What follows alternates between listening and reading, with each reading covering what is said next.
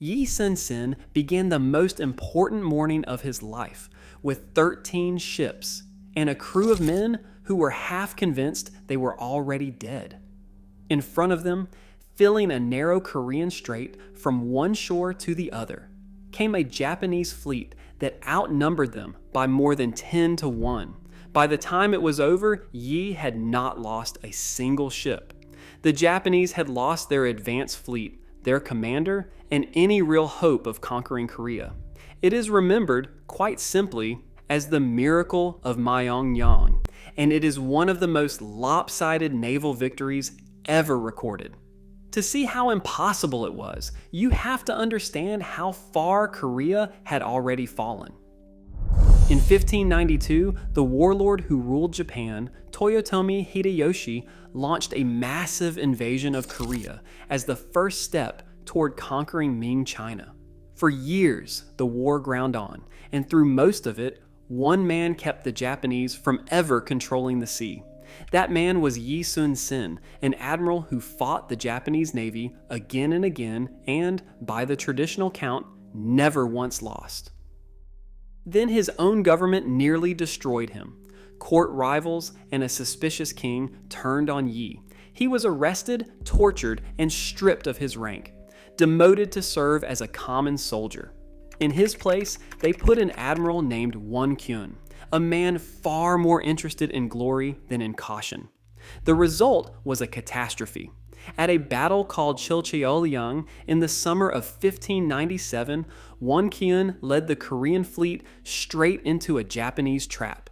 Almost the entire navy that Yi had spent years building was burned and sunk in a single day. Out of some 200 warships, barely a dozen survived.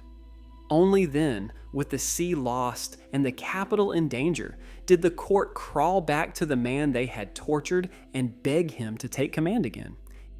Yi accepted. What he inherited was a ruin.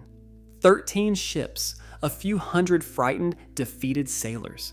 A Japanese fleet now sailing up the west coast, free to supply the invasion and drive on toward the Korean capital. The king, seeing how hopeless it looked, reportedly suggested that Yi simply abandon the navy and fight on land. Yi refused. In a line that Korea has never forgotten, he answered that he still had 13 ships and that as long as he lived, the enemy would not have the sea. But 13 against more than 100 is not courage. It is suicide unless you change the rules. Yi went looking for the right piece of water, and he found it in the Myeongnyang Strait, a narrow channel near Jindo Island. This was the heart of his plan, and it was pure cold genius. The strait was so tight that a huge fleet could not use its numbers. Only a handful of ships could enter at once. Better still, the current through it was savage, running at close to 10 knots and reversing direction every 3 hours. A commander who knew that current down to the hour held a weapon the enemy could not see.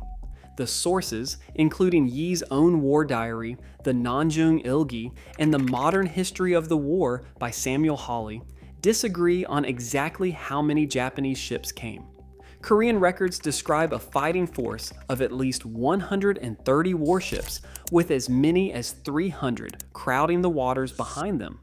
The exact number almost does not matter. Every account agrees the odds were somewhere past 10 to 1.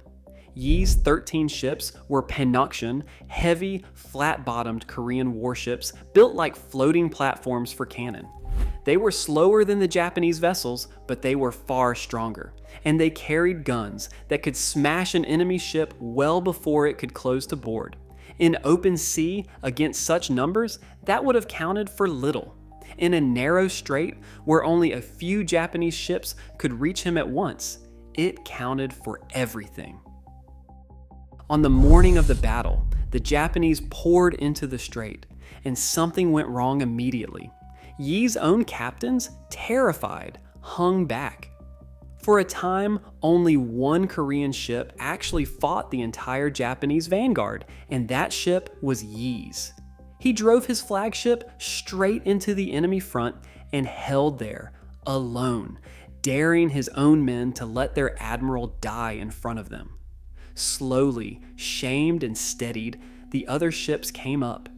If you like a commander who wins by choosing the ground before the enemy even knows there is a fight, subscribe. That is the whole idea behind this channel. Now the trap closed. The narrow strait had funneled the huge Japanese fleet into a crowded, tangled mass, unable to bring its numbers to bear, unable to maneuver. Korean cannon, heavier and longer ranged than anything the Japanese ships carried, smashed into that packed formation at close range. Then the tide turned, literally. The current reversed and began shoving the Japanese ships back into each other, wrecking their order completely. The Japanese commander of the vanguard, Kurushima Michifusa, was killed in the chaos, and by some accounts, his body was pulled from the water and displayed to break the enemy's morale. It worked. What had been an unstoppable advance became a panicked retreat.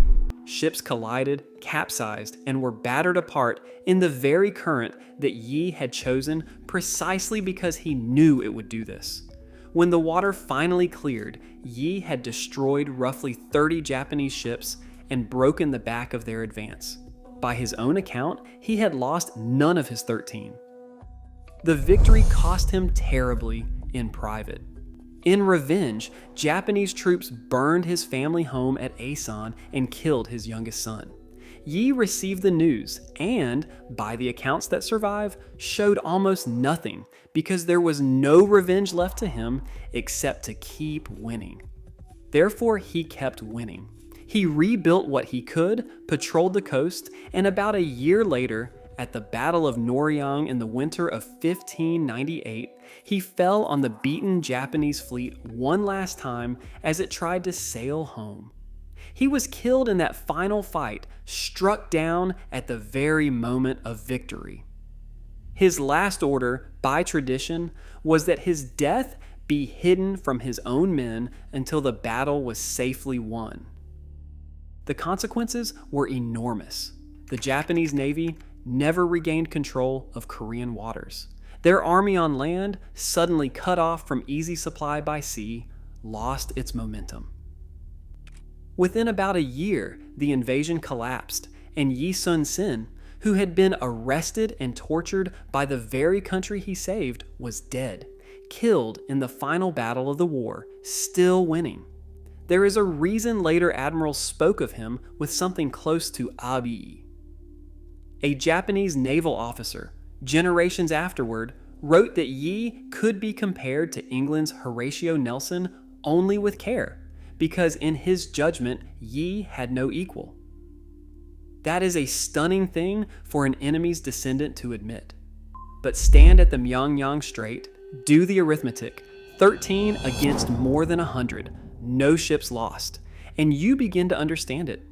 What is easy to miss is how much of the victory happened before a single shot was fired. Yi had spent his whole career studying the coast, the islands, the tides, filling his war diary with the kind of small, patient observation that looks like nothing until the day it wins a battle.